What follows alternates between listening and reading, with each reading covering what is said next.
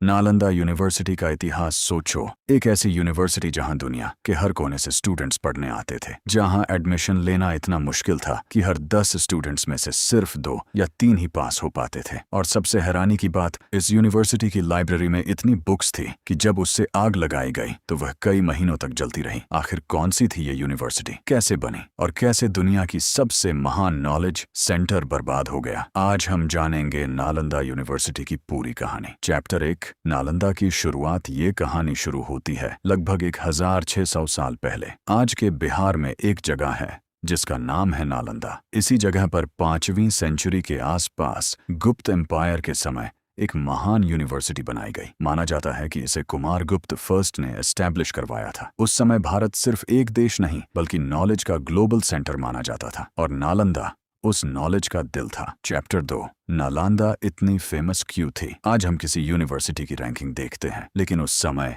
नालंदा की रेपुटेशन इतनी बड़ी थी कि China, Korea, Japan, Tibet, Sri Lanka और साउथ ईस्ट एशिया से स्टूडेंट्स यहाँ पढ़ने आते थे। यहाँ लगभग 10,000 स्टूडेंट्स और 2,000 टीचर्स थे। सोचिए, जब यूरोप के कई हिस्सों में यूनिवर्सिटीज का कॉन्सेप्ट भी नहीं था, तब भारत में इतनी एडवांस्ड यूनिवर्सिटी चल रही थी। चैप्टर 3, एडमिशन कितना टफ था? नालंदा में एडमिशन लेना बिल्कुल आसान नहीं था। यूनिवर्सिटी के गेट पर ही स्कॉलर्स बैठते थे। हर स्टूडेंट का ऑरल इंटरव्यू होता था। क्वेश्चंस फिलॉसफी, लॉजिक और जनरल नॉलेज से पूछे जाते थे। सिर्फ वही स्टूडेंट्स अंदर जा सकते थे जो अपनी नॉलेज प्रूव कर पाते थे। कहते हैं कि बहुत कम स्टूडेंट्स इस टेस्ट को पास कर पाते थे। चैप्टर 4, क्या पढ़ाया जाता था? अगर आप सोच रहे हैं कि यहाँ सिर्फ बुद्धिज्म पढ़ाया जाता था, तो ऐसा बिल्कुल नहीं था। नालंदा में mathematics, astronomy, medicine, grammar, philosophy, logic, Sanskrit, literature और कई दूसरे सब्जेक्ट्स भी पढ़ाए जाते थे। यानी ये एक कंप्लीट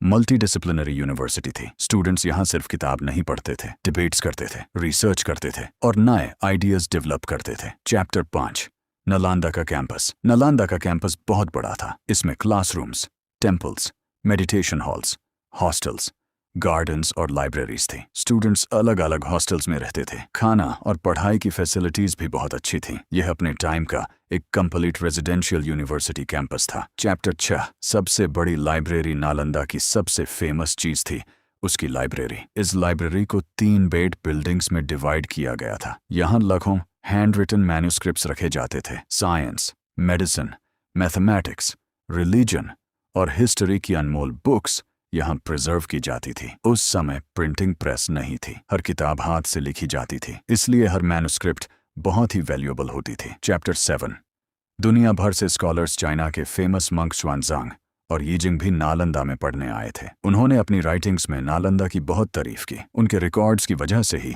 आज हमें नालंदा के बारे में इतनी इन्फॉर्मेशन मिलती है। ये स्कॉलर्स यहाँ से नॉलेज लेकर अपने देशों में गए और वहाँ एजुकेशन को आगे बढ़ाया। चैप्टर 8, नालंदा का विनाश आती है इस कहानी का सबसे दुखद हिस्सा। 12वीं सेंचुरी के आसपास बख्तियार खिलजी ने बिहार पर हमला किया। हमले के दौरान नालंदा यूनिवर्सिटी को बहुत नुकसान पहुंचा। लाइब्रेरी में आग लगा दी गई, कई स्कॉलर्स मारे गए, बहुत सी रेयर मैन्युस्क्रिप्ट्स हमेशा के लिए खो गए। ये घटना सिर्फ एक यूनिवर्सिटी का विनाश नहीं थी, ये नॉलेज के एक बड़े सेंटर का अंत था। चैप्टर 9, क्या लाइब्रेरी सच में महीनों तक जलती रही? आपने शायद सुना होगा कि नालंदा की लाइब्रेरी कई महीनों तक जलती रही। ये बात बहुत पॉपुलर है, लेकिन हिस्टोरियंस के पास इस बात का पक्का एविडेंस नहीं है, इसलिए इसे एक वाइडली रिपीटेड ट्रेडिशन माना जाता है, कंफर्म्ड हिस्टोरिकल फैक्ट नहीं। लेकिन इतना जरूर सच है कि लाइब्रेरी बहुत बड़ी थी और उसका नुकसान बहुत ही भयानक था। चैप्टर 10, नालंदा का दोबारा जम कई सदियों तक नालंदा सिर्फ रूइंस बनकर रह गई, लेकिन 21st सेंचुरी में इस यूनिवर्सिटी को दोबारा रिवाइव करने की कोशिश शुरू हुई। आज मॉडर्न नालंदा यूनिवर्सिटी फिर से एजुकेशन और इंटरनेशनल कोलैबोरेशन का